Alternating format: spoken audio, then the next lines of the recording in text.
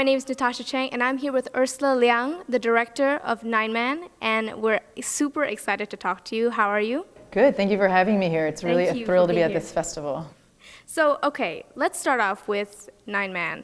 And how did you hear about the game? Was it through your research, or did you kind of grow up with it? I didn't grow up with Nine Man at all, but I grew up playing volleyball, and when I graduated college, I got on a team that had a number of Asian American women, and they invited me onto a Chinatown women's team, which ended up being part of the circuit where Nine Man plays. So my brother ended up playing Nine Man, and when I saw how important it was to him, I knew that there was something very special about this sport. Right.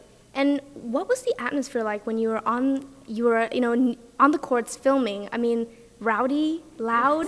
Everything about Nine Man is really dynamic and chaotic. Filming was just the same. I mean, I would be standing on the side of the court and somebody behind me would be pushing me because they wanted to see better. The ball would come and hit me and knock like the guard off my camera.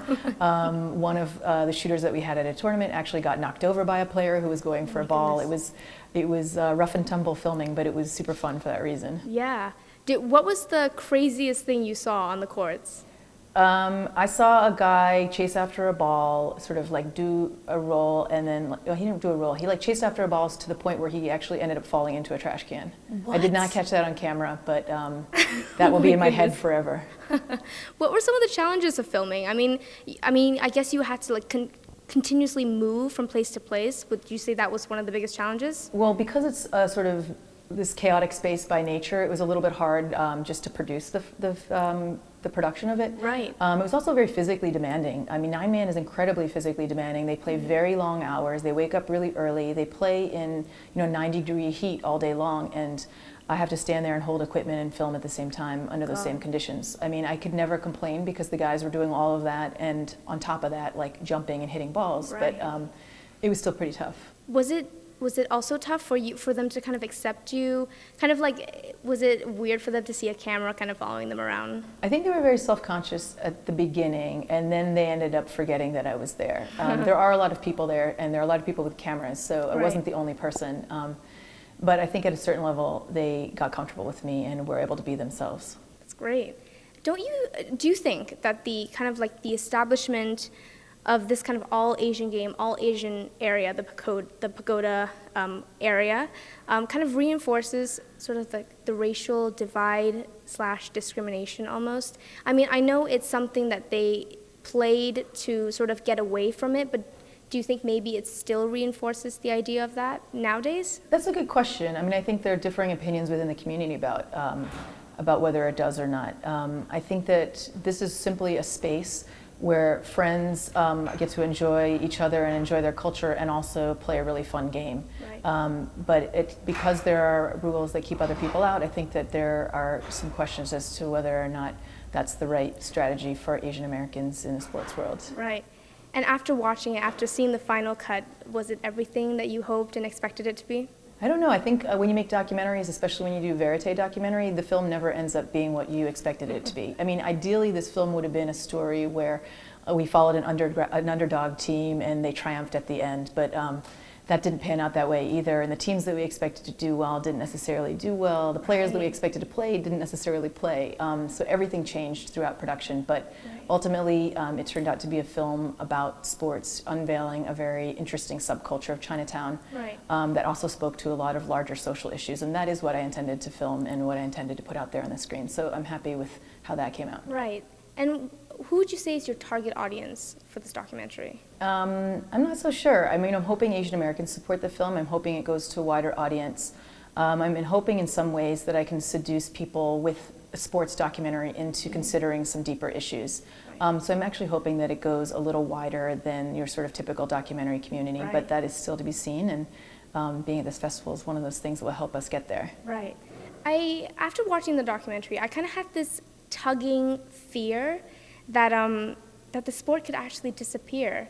Did you have that feeling at all when you were filming this documentary? I think it's a sport that's weirdly been like hermetically preserved. I mean, Nine Man is unique to the U.S. I mean, in China they play some version of Nine Man, but it has modernized and changed. And because of the way that immigrants, the immigrant experience in the U.S., they tend to hold on to things a lot tighter and in some ways preserve the culture even more strictly than people in the places where they came from.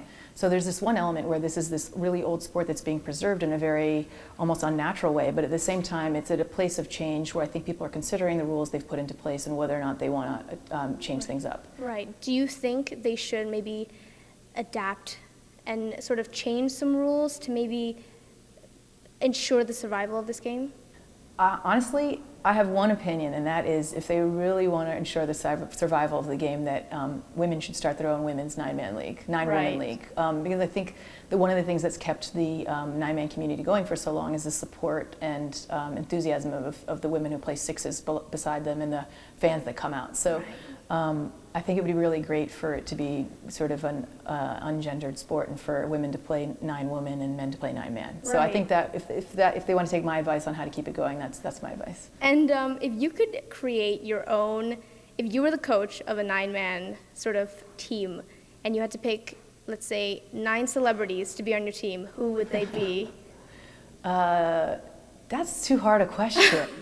If you could pick 3.